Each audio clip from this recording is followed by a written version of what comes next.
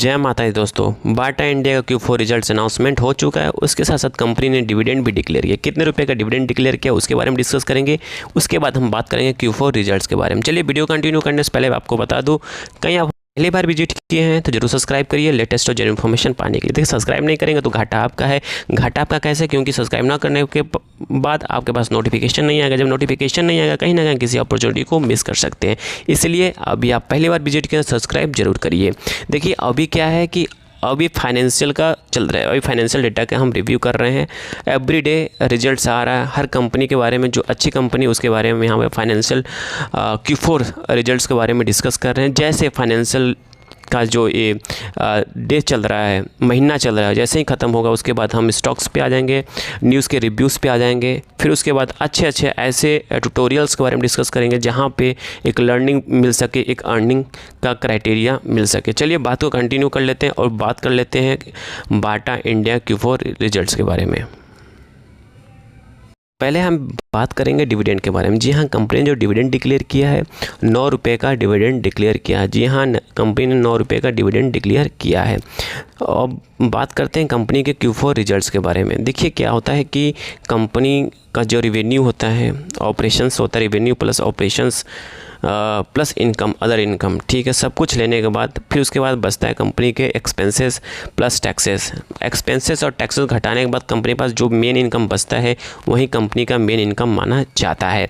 तो चलिए बात कर लेते हैं कंपनी के Q4 रिजल्ट्स के बारे में, और रिजल्ट आपके सामने आ चुका है। तो यहाँ पे आप देखेंगे कंपनी का जो फाइनल इनकम है, टोटल इनकम है वो कितना है वो देख लेते हैं।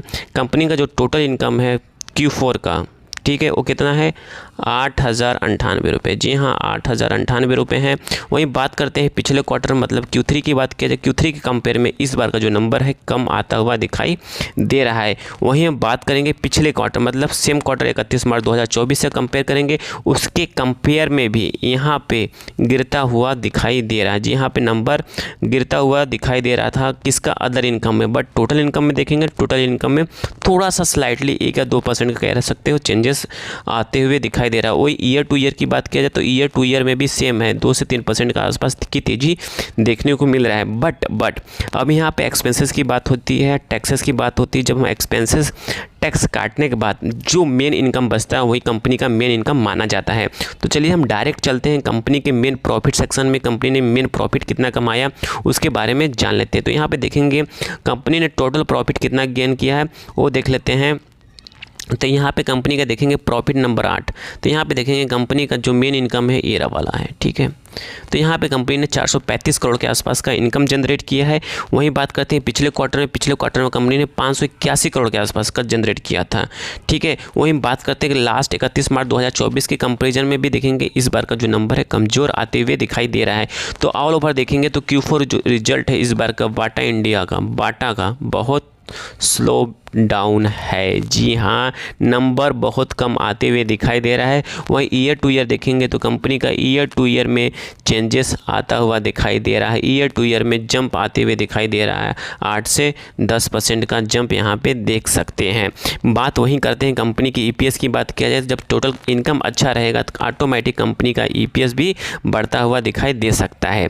तो बात यहाँ पे बात पड़ती कि आने वाले टाइम में बाटा इंडिया में कैसा रहेगा। देखिए क्या होता है, जो अच्छे शेयर्स होते हैं एक क्या कहते हैं, एक कहीं क्वार्टर ख़राब हो जाए तो आपको परेशान नहीं होना चाहिए। जी हाँ, कंपनी अच्छी है, कंपनी का ग्रोथ अच्छा है तो नो डाउट आने वाले टाइम में आपका जो क्वार्टर इंप्रूवमेंट हो सकता है और तेज़ी बन सकती है। बट इस समय बाटा इंडिया में मे भी सेलिंग प्रेशर देखने को मिल सकता है। अगेन यहाँ पे बाय सेल कोई रिकमेंडेशन नहीं है, जस्ट एजुकेशन पर्पस से इन्फॉर्मेशन को शेयर किया जा रहा है। आई थिंक सारी इन्फॉर्मेशन आपको पसंद आ गई होगी। पसंद आ गई प्लीज़ लाइक एंड सब्सक्राइब करिए, दोस्तों के साथ जरूर शेयर करिए। Thank you for watching this video.